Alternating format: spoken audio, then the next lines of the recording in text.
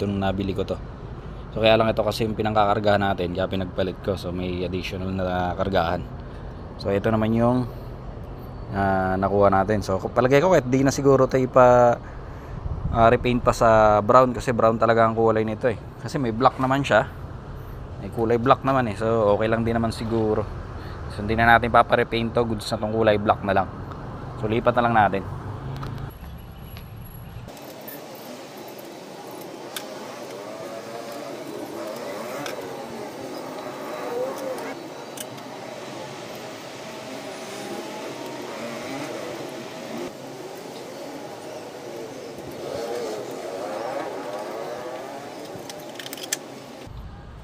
Yan, so itong puti, balik na natin dito.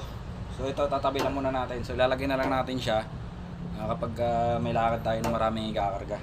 So for the meantime, balik na natin itong original niya para pareha sila.